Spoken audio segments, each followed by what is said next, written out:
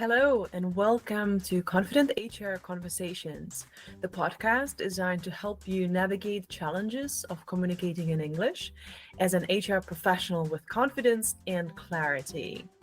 I'm Alena Konečná, and I'm glad you're here. How can a company truly unlock the potential of its employees?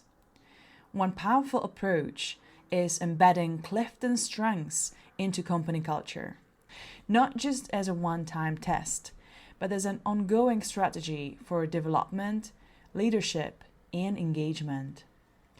To explore this, I am joined by Lucie Přibylová, an experienced HR leader specializing in talent development and company culture.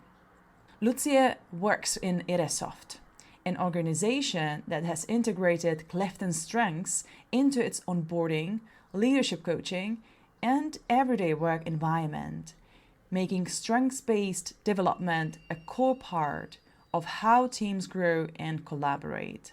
In this episode, we'll dive into how companies can successfully adopt Clifton strengths and its impact on onboarding, leadership, and teamwork. So, welcome, Lucie. Thank you so much for accepting my invitation to Confident HR Conversations podcast. And today we will talk about Clifton strengths. And I'm sure it's quite common knowledge already, but still, let's start with the basics. What are Clifton strengths for you, and how do you use them in Iresoft? Hello, and thank you for having me in your podcast. It's a pleasure to meet you. And so Clifton Strengths, I think it's quite a trendy tool. It's an assessment tool by Gallup based on psychology, sociology, statistics, and there are many decades of research on this tool. What it shows, it gives you a new perspective on yourself. It gives you great knowledge of your talents, because when you undertake this assessment, you get to know yourself so much better. You know how you behave at certain situation, how you deal with people, how you deal with projects and tasks, and basically it shows you the way you tend to approach things and relationships and everything. So it's not about labeling people or putting them into certain categories, but what you get is your unique setup of talents. So after receiving the report, you know your top 10 talents, which are like categorized into domains. So you know if your thinking and behaving is based on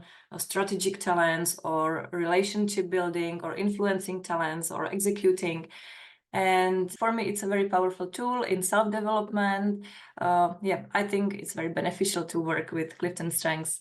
Thank you for the introduction, Lucie. And thank you for summarizing the big topic, because what I'm hearing is that it's a kind of a self-assessment tool to get to know each other or get to know themselves better and their strength and they work in teams. What I'm curious is that some companies just do the test and that's it, right? They do it at the beginning.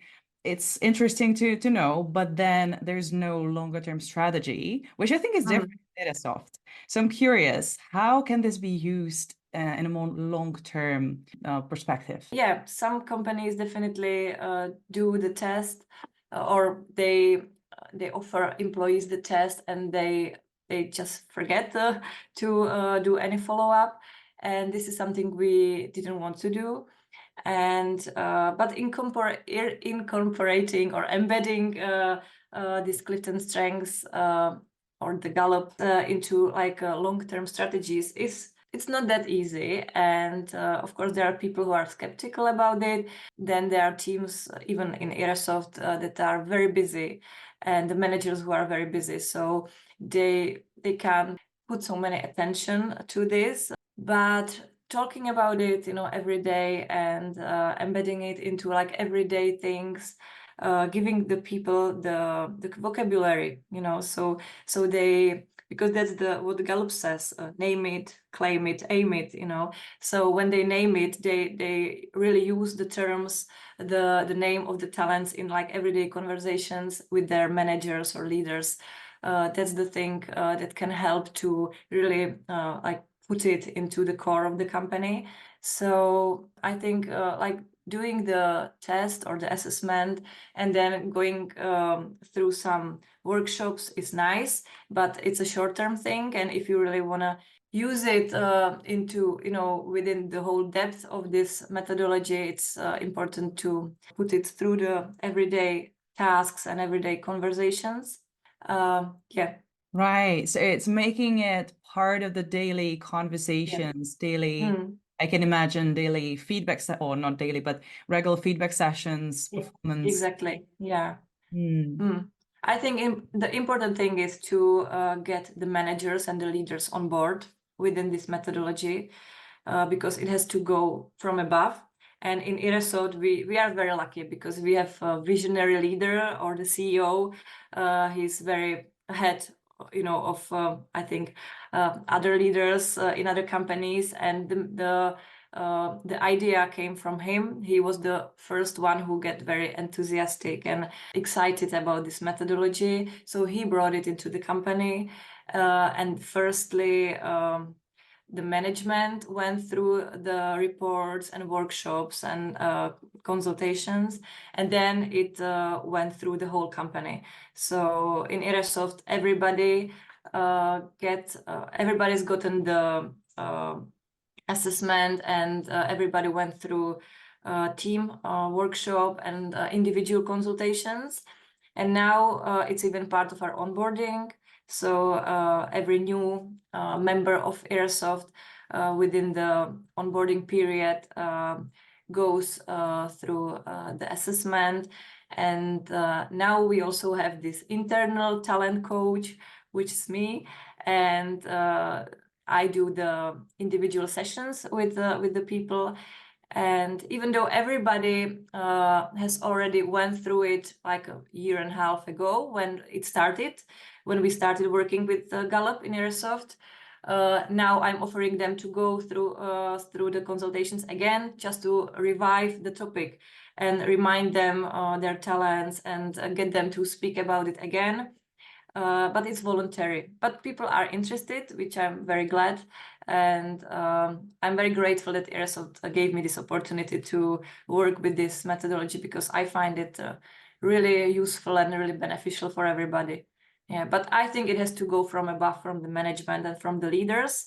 And if they are into it, if they believe it can help their teams and their individuals, then it makes sense. You know, and then it's not the long-term situation we were talking about. Well, I can imagine that this was quite a lucky situation, as you mentioned, that there was a leadership who was already on board and actually brought this methodology into the company. But still, you mentioned that not everyone is completely involved as much as maybe some others are in it. And I can imagine, because you mentioned it's a self-assessment tool. When people go through the test, they need to be honest with themselves so that it actually makes sense. And I can imagine that for some people who maybe come to this system for the first time, or they first go through that process, it might feel quite personal. Or maybe they have some other concerns. So I'm curious if you could explain a little bit how it was the process of implementation, and maybe how did you or how the leadership addressed such concerns. I think it of course it happened. Like, we were people who were enthusiastic since the beginning, like me or many other colleagues.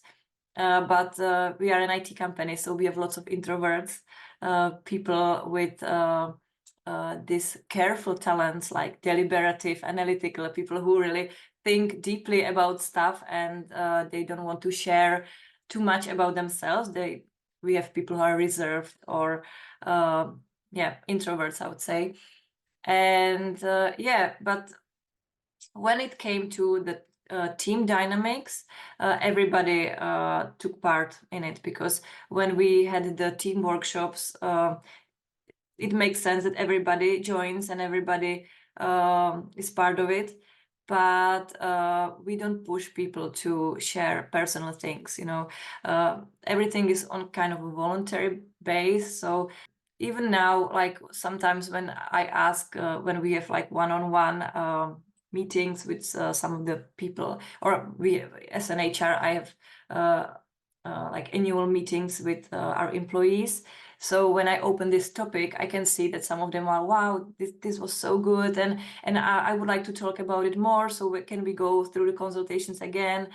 And some of them are like, yeah, it was interesting, but you know, I didn't take so much out of it. So yeah, I think it's fine. But when we constantly like talk about it, and when it's still like living in the company, they come across to it if they want or not. And I can't say that we are a company that 100% incorporated Gallup in their strategy, but it's there. I think it's visible, and we are still working on it. Thank you for sharing that. So what I'm hearing is that it's primarily an invitation. It's about safe space and offering it to people.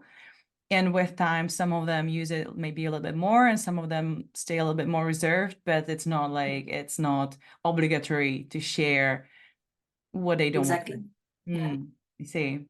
I think that's great that it's this way, and that you keep it present in the company as well through different ways, not just the more structured ways as in workshops, but also in those smaller interactions or daily conversations. Great. Well, what I would like to now include here is a little demonstration, like we just mentioned, and that's a little role play into showing how an HR leader can support managers using the strength-based coaching. Okay, so I'm gonna be the manager struggling with a situation in his team or in her team, and you will be the HR coach or HR leader who will guide me through the situation using the strength-based approach. And just maybe a few more details. So the industry is tech industry, and I'm a team lead in the product development. My strengths are strategic, achiever, individualization, responsibility, and analytical. So thank you for sharing your top 5 talents. I can see that you have two. You have strategic talents in your top 5. Yeah, you also have executing talents, and you also have one relationship building talent. And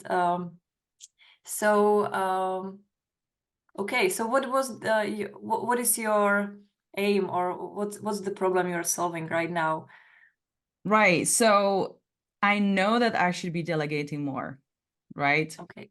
But whenever I go for it, I end up thinking, well, it's just easier if I do it myself. And what happens then is that I get swamped. I get just I get just too much on my plate. And I know that I want to trust my team more. But I'm not sure how to do that, because I really hate the idea that they do things in an incorrect way. I want them to be done right. But yeah, so there's this tension. I want the things to be done right, but I also know I should delegate more. So I'm not sure how to break this cycle. Okay. I think it's quite a common theme with actually with these two talents you got in your top 5, with responsibility and achiever, because these talents are a great asset, definitely. They make you very productive, very efficient, and they make you to finish things, so I think it's a very important principle when you come to leadership.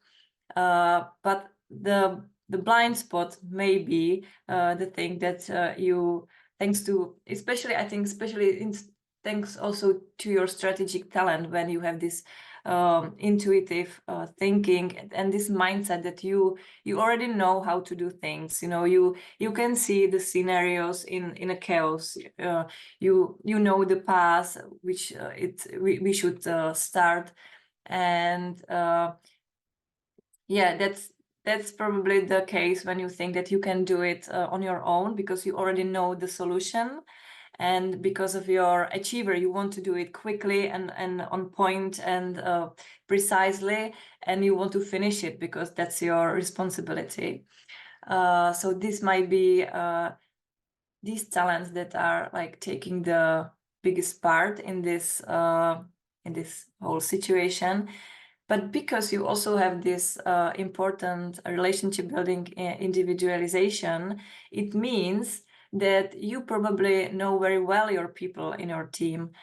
You know their potential, you know their skills, you know what they need, because thanks to this talent, you could be a very good observer, and you can personalize your behaving towards the particular teammates. So what I would suggest is to really rely on this talent more, and to maybe align the tasks with the team members who are, thanks to their talents, good at it, and then just loosen up a little bit with your responsibility, and try to go and take a risk and give them, you can start with the small tasks, small tasks that are not maybe that important for you, and delegate the small task and observe how it goes. You don't have to hand on the whole strategical things, because you are still the leader, the manager. But I think that when you start with small steps, like baby steps, and you give them their own responsibilities, you give them the trust, they do it good, and then you can observe from some distance. It might be worth it, and it might even deepen your relationship with the teammates. You will show them that you trust their decisions, and that you can rely on them. So I think taking these like risky things, which might seem risky for you, but they are going to be a big opportunity for your for your teammates, to do things on their own, to finish things, because they also have their talents. And there are also things they are very good at, and yeah, you can use your analytical talent for giving them the data and the numbers, and then just observe how they do with it. What do you think about it? Okay, so what I'm hearing is that a good approach would be to look at each team member individually and on their strength as well, and decide which of my tasks I could slowly delegate to them and go maybe step by step. Like I don't have to start with the big things just yet, but starting with a small task and then go from there. Is that what you're saying? Yeah, exactly. Talk with them, speak with them about the income you would like to, the outcome you would like to get from them. Give them as much information as you can, because you have analytical and strategic talents, so you can give them lots of information, lots of research, and then just send them on their own way to do it and observe. That's what I would suggest. Okay, so a lot of support at the beginning, but then leave it to them, and then kind of check in afterwards and observing how they've done and what the outcome was. Yeah, in Erasol we say that we don't want to take our employees as in a way parent and a kid way, but we want to do it as a partnership. So consider them to be your partners in this big task, and you are working on it together, and give them more responsibilities and maybe more support and trust. And I think that they can develop, and they will be much more efficient and confident as well when you give them the freedom to decide and to start their own little projects. Yeah, that makes a lot of sense. It's kind of complementary when I think about it, that as a manager, I would probably also know their set of strengths. which would make it Exactly. easy for me to decide which tasks should be delegated to them particularly. Yeah, because you can align the tasks with the people and with their talents. That's the most important thing, so knowing your people is very important from the talent perspective, and because you have this individualization talent, you might be very good at it, knowing your people. Okay, that sounds great. Thank you so much. Let's stop the demonstration. I'm curious, is it a conversation that you have also with your managers in Itasoft, or how does it usually go? I would love to say yes, but not yet. As I say, we are on the path to explore this thing even deeper. But some of the managers are very interested in their teammates' talents, and we talk about it. We have individual sessions when we go through it. But some of the managers are not there yet because they are too busy, or they have other priorities. But the aim is to do it exactly the way you said, and be very supportive to our managers and help them to help their people to develop and work better. That just made me think of one thing that I've heard. I'm not sure if it was in relation to Clifton Strength, but the perspective that you're supposed to lean on your strengths, not to try to, really try hard to develop your weaker sides, right? Because for me, I guess I'm the kind of a person who sees a list of strengths and see, oh, these are at the bottom. Maybe I need to make them better. But I think the perspective is different here, is it? The thing that we are good at, if we work on them, we become excellent. We really get the superpowers out of it.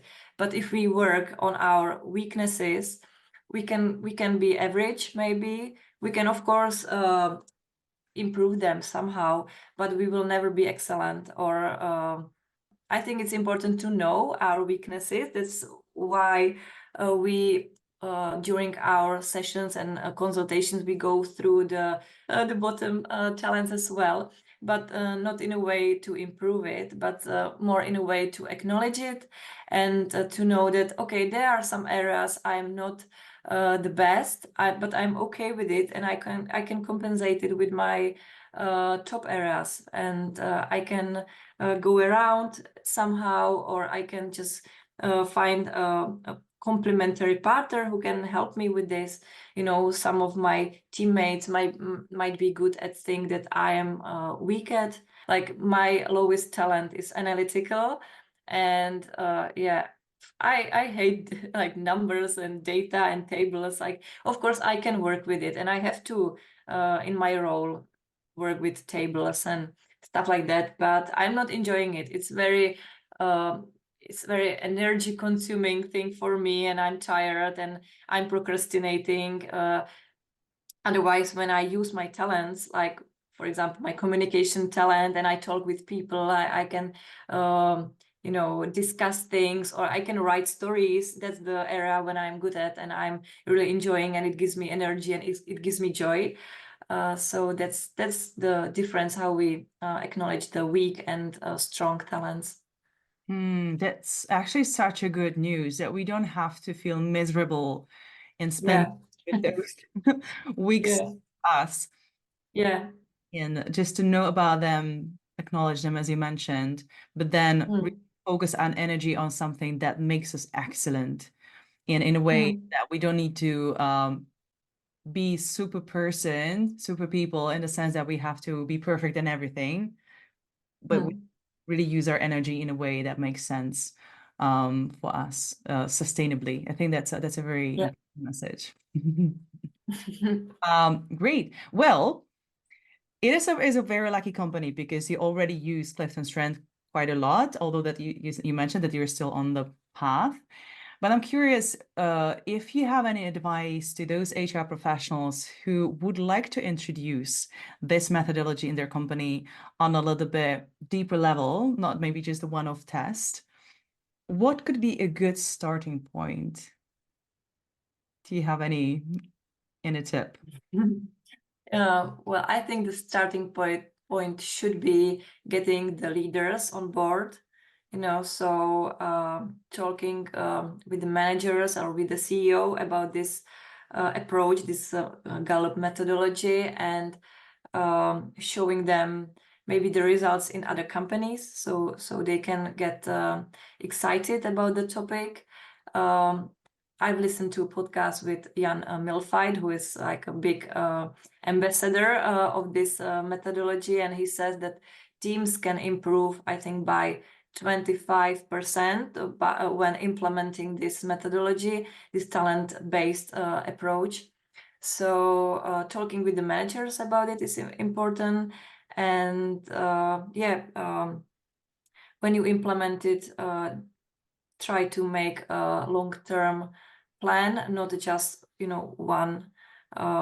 one-time test assessment and now you've got your report and that's it, but really work with it and try to get the vocabulary into the company, try to get people excited about that, and maybe offer it as a benefit, because I consider it a big benefit of our company. Like we have various types of benefits. Many of them are really like focused on people, on well-being. We have this net of coaches, so people can get coached. We have psychological therapies. So we really take care of well-being of our people at Airsoft.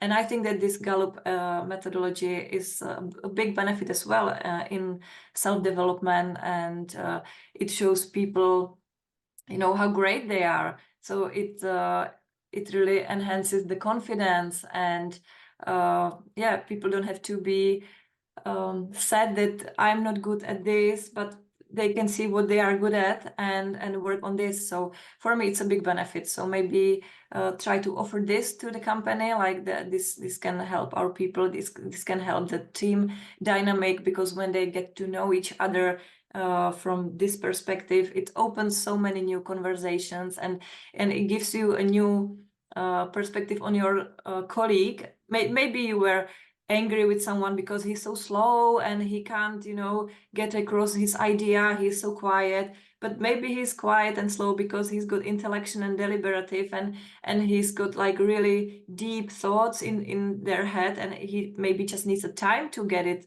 across. So be patient with him. So it gives you a new perspective on people, and it really helps the relations and the work. Yeah. Right. So what I'm hearing is, on the one hand, there's this, let's say, a soft side where it can really help the communication and the atmosphere in the teams, but there's also some data and hard side and cases, like example cases of different companies where they make it work, like Airsoft. And the people can get inspired, and HR managers or HR leaders can refer to when they talk about it with the leadership in their company. So there's definitely something to build on. Well, Sure. Thank you so much for sharing so much about Clifton Strength and Airsoft and the way you do things, and how you are on this path towards using it even more, even deeper. And now, if our listeners want to reach out to you and maybe learn about how you use it in Airsoft and learn about Clifton Strength a little bit more, how can they reach out to you? They can reach out to me definitely on LinkedIn. So look up my name on LinkedIn, and I will be really glad to join with you or connect with you on LinkedIn. They can also send me an email to my company email. And at Airsoft, we are very open to share what we do. So if someone wants to come and visit us and talk about it, they are very welcome. We